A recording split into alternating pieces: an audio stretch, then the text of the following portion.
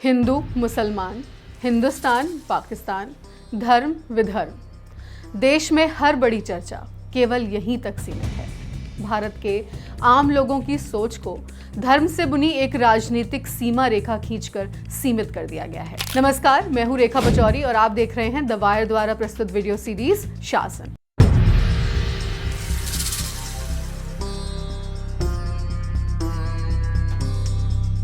आज का हमारा वीडियो शीर्षक है सीमांकन। लोकतांत्रिक देश में चर्चा का आधार आम लोगों की बेहतरी होना चाहिए, लेकिन आज देश में शिक्षा, रोजगार, महंगाई, व्यवसाय आदि सभी धर्म के इर्द गिर्द ही सीमित हैं। हर मुद्दे की सीमा अब धर्म है। रामनवमी जैसे पावन और शुभ अवसर पर प्रयागराज से यह वीडियो सामने आया। कहा जा रहा है कि ये लोग एक हिंदू संगठन के कार्यकर्ता हैं। इस हंगामे की खबर पुलिस को मिली।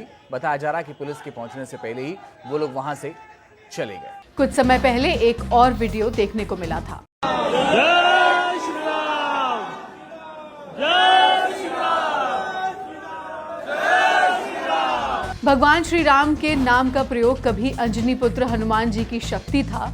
आज उस पवित्र नाम को दूसरे धर्म के लोगों को डराने के लिए प्रयोग करते लोग इन वीडियो में देखे जा सकते हैं। इन वीडियो में अमर्यादित, अनैतिक और पूर्ण रूप से असंवैधानिक व्यवहार हम देख सकते हैं और भगवान श्री राम को मानने वालों में हम जैसे कई आम लोगों की इस तरह के व्यवहार के लिए सहमति भी नहीं है। हमारा हिंदू धर्म हमें सहिष्णु व धार्मिक बनाता है, अराजक नहीं, परंतु नफरत के राजनीतिक बीज अब वृक्ष बन चुके हैं। मर्यादा पुरुषोत्तम श्री राम के जन्म दिवस को धार्मिक तरीके से मनाने का चलन अब दूसरे धर्म के लोगों को श्री राम के पवित्र नाम के नारों से डराने व राजनीतिक रूप में परिवर्तित हो गया है और राजनीति केवल हिंदू मुसलमान तक सीमित रह गई है। हिंदू मुसलमान करती इस राजनीति ने हिंदू होने के मायने केवल वहीं तक समेट कर रख दिए हैं जहां राजनीतिक दलों के लिए लाभ प्राप्ति की जा सके। पूज्य श्री तुलसीदास जी की लेखनी का वर्णन यहाँ उचित है। राम राज राजत सकल, धर्म निरत नर नारी, राग न रोष न दोष दुख, सुलभ पदार्थ चार। श्री तुलसीदास जी राम राज्य का वर्णन इस प्रकार करते हैं कि राम राज्य में सभी नर नारी अपने अपने धर्म में रत हैं। धर्म, अर्थ, काम, मोक्ष आदि चारों पदार्थों की सुलभता से कहीं भी राग, क्रोध, दोष और दुख नहीं है। चूंकि चुनावी वादा तो राम राज्य लाने का था, लेकिन जो अराजक व्यवहार हमें देखने को मिल रहा है वह राम राज्य की परिकल्पना के आसपास भी नहीं है। अब राम राज्य की सुहानी परिकल्पना से हम यथार्थ की तरफ वापस आते हैं। घरेलू सिलेंडर के दाम में 50 रुपए की वृद्धि हुई है। रियायती दामों पर मिलने वाला सिलेंडर अब 553 रुपए और गैर रियायती सिलेंडर अब 853 रुपए का मिलेगा। भारतीय राष्ट्रीय राजमार्ग प्राधिकरण ने सड़क पर चलने वाला कर बढ़ा दिया है। आपको बताते चलें कि जून 2024 में भी कर में बढ़ोतरी की गई थी। इस तरह से एक साल के अंदर दूसरी बार आम वाहनों व व्यावसायिक वाहनों दोनों को ही बढ़ी दरें चुकानी होंगी। अमेरिका के राष्ट्रपति डोनाल्ड ट्रंप के भारत पर लगाए गए आयात शुल्क के बाद निवेशकों ने करीब 14 लाख करोड़ रुपए गंवा दिए। हमारे प्रधानमंत्री जी के दौरे की समीक्षा व विश्लेषण देश की बेहतरी के लिए करने की बजाय व्यावसायिक मीडिया डोनाल्ड ट्रंप के हमारे प्रधानमंत्री जी के लिए कुर्सी खींचे जाने का जश्न मनाते रहे और आपको भी वही दिखाते रहे। यही व्यावसायिक मीडिया जो टीआरपी के लिए पाकिस्तान को हर समस्या की जड़, हर मसले का हिस्सा बताती है, उसे ये बताने में काफी झिझक है कि चीन ने अरुणाचल प्रदेश को अपना हिस्सा मानते हुए चौथी बार कई जगहों के नाम बदल दिए हैं। इस मुद्दे पर हमारे विदेश मंत्री श्री एस जयशंकर जी का कहना है कि क्या अगर वे आपके घर का नाम बदल देंगे तो वो उनका हो जाएगा। उन्होंने बात एकदम सटीक कही है। नाम बदलने से ना अरुणाचल प्रदेश चीन का हो जाएगा और ना ही इतिहास बदल जाएगा। लेकिन हम आम लोग तो काफी समय से इस देश में यही तो देख रहे हैं। कितनी ही मुगलकालीन जगहों के नाम केवल राजनीति से प्रेरित होकर बदले गए।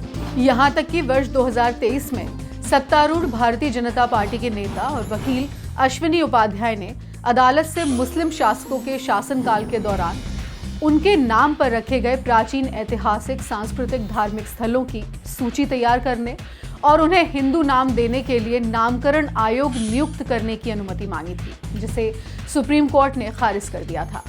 यहाँ स्वयं से प्रश्न पूछना बनता है कि यदि चीन को हम यही बात समझाना चाह रहे हैं तो स्वयं इसी बात को समझने में किस प्रकार की समस्या है। मुगल इतिहास का हिस्सा हो गए थे। हम नाम बदलने की राजनीति के कारण क्यों उन्हें अपना वर्तमान बनाकर अपने भविष्य को नजरअंदाज करना ठीक समझ रहे हैं। आपको बताते चलें कि संस्कृति मंत्रालय द्वारा 3 अप्रैल को संसद में प्रस्तुत आंकड़े बताते हैं कि 2019 से 2024 तक की 5 साल की अवधि में केंद्र सरकार ने मुगल स्मारकों पर पर्यटकों को टिकटों की बिक्री से 548 करोड़ रुपए कमाए हैं। वह हजारों लोगों के लिए प्रत्यक्ष और अप्रत्यक्ष रोजगार भी इससे पैदा हुआ है।